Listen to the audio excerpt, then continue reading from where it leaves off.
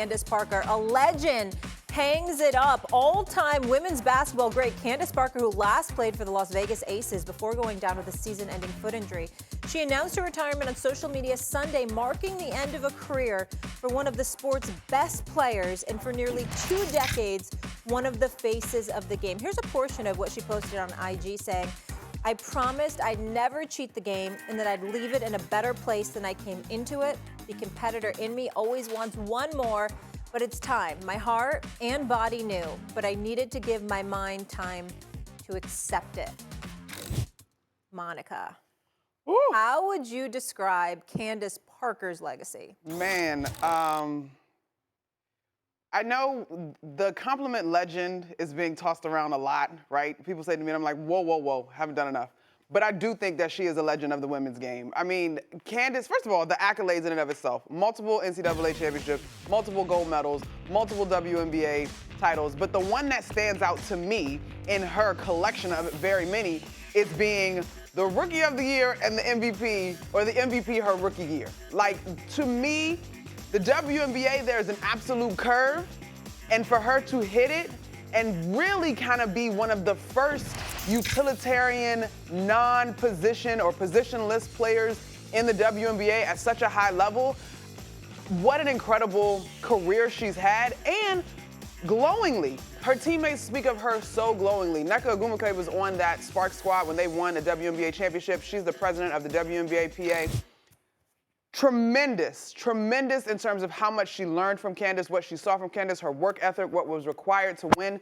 So I'm very excited for Candace that she gets to go out on her own terms. And for the record, CP girl, she was leading the way with the edges. Go back and look at them tapes at the McDonald's All-American game when she's done. Baby girl has always had the baby hairs laid. And so I'm really excited for her to go off into her next chapter, full on into motherhood, family life, and entrepreneurship.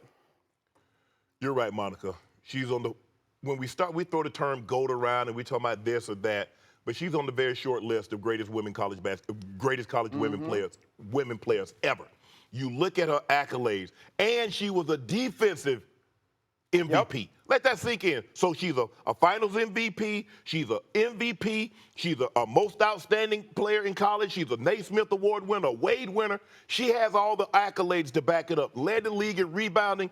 She was sensational, and like you said, everybody has a learning curve. She didn't have one because she came straight out of college, most outstanding player, and said, you know what, let me follow it up with an MVP.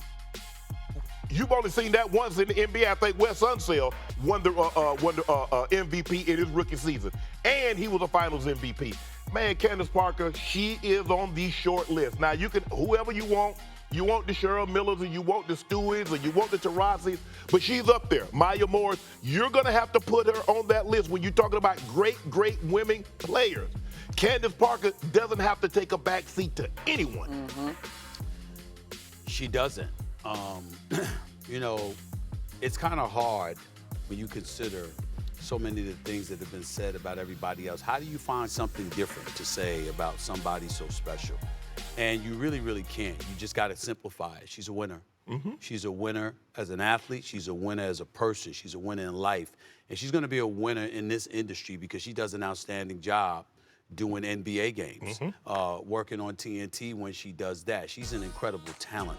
But looking at her resume, 3-time WNBA champion, 2-time national champion at Tennessee, 2-time NCAA tournament most outstanding player, college player of the year, 2-time Wooden Award winner, like you said, a defensive player of the year, WNBA finals MVP, 2-time WNBA MVP. I mean, my Lord. I mean, a 2-time Olympic gold medalist. What hasn't she done? She's won on every level. And I had one of the great experiences that I had to host an event last year sometime, and I was the moderator. And the panelist was Sean McVay, the coach of the Los Angeles Rams, and it was her. And to watch her up there to speak to this audience, she's just brilliant. She's a brilliant, brilliant young lady.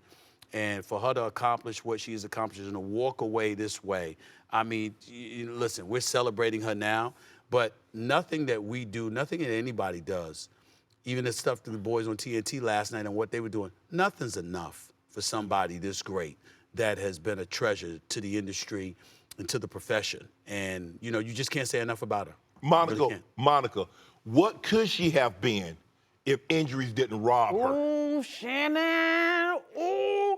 Crazy enough, I'll just go recent history, right?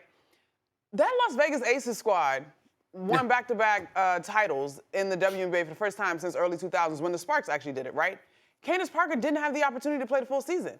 Like, that would have been a runaway, running through the league, untouched type of season for the Las Vegas Aces. And that's just recent history, right? But if you go back a little further, when she won in Chicago, she was coming off of an injury.